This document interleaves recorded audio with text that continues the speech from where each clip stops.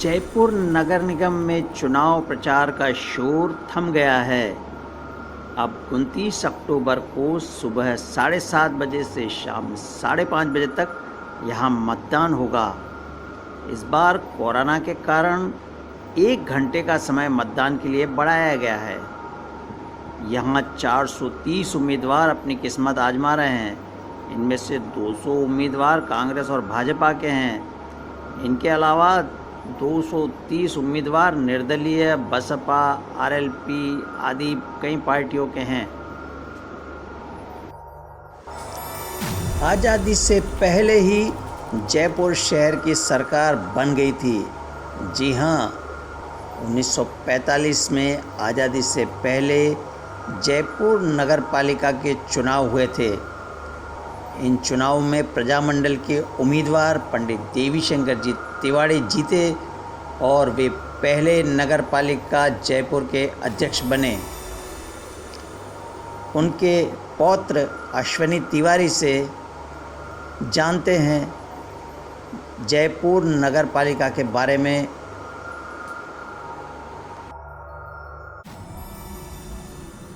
आपका सवाल जयपुर के अंदर, जयपुर या राजस्थान के अंदर नगर पालिकाओं के अंदर चुनाव के वातावरण के बारे में जानना है, तो मैं यही बताना चाहूँगा कि 18 अप्रैल 1969 को सवाई राम सिंह जयपुर द्वारा अपने मित्र लॉर्ड मेयो से प्रेरित होकर के नगर पालिका जयपुर में स्थापना की और 1870 में लॉर्ड मेयो द्वारा स्वशासित मांगों के तहत कानून बनाया। सन 1837 में अंग्रेजी शासित राज्यों के अंदर चुनाव कराए गए, नगर पालिका की स्थापना की गई, इसके चुनाव किए गए। जहाँ तक सवाल है 1938 के अंदर इसके अधिनियम कानून एक्ट बना और इसी के चलते हुए स्वशासित कानून पारित हुआ। एवं जहाँ तक 1943 में ये एक्ट पारित हुआ और 1944 में ये अधिनियम कानून के तहत बदल करके रहा और इसके तहत 1 जून 1945 को लोकतांत्रिक पद्धति से जयपुर में चुनाव कराए गए एवं देवीशंकर तिवारी प्रजामंडल के उम्मीदवार के रूप में घाटगेट चौकड़ी से चुनाव लड़े एवं भारी मतों से इस पर विजयी हुए और इसी का उन्हीं के शासन विजय हुए और ना ही साहब विजय हुए, साथ ही इन्हीं के द्वारा जयपुर नगर पालिका के बायलॉज बनाए गए और सबसे पहला कर व्हील टैक्स जनता के ऊपर भार न पड़े, इसको लागू किया गया।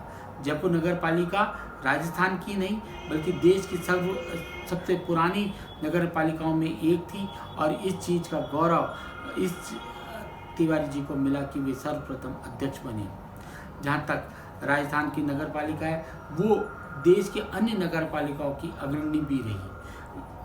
1946 में के 14 महीने के अल्पकालीन शासनकाल में लोकप्रिय मंत्री बनने के कारण उन्हें पद से त्यागपत्र देना पड़ा एवं गुलाबचंद कासलेवाल द्वारा बाबा हरिश्चंद्र को पराजित करके 1946 में इसके अध्यक्ष बने, जिनका कार्यकाल 1950 तक रहा।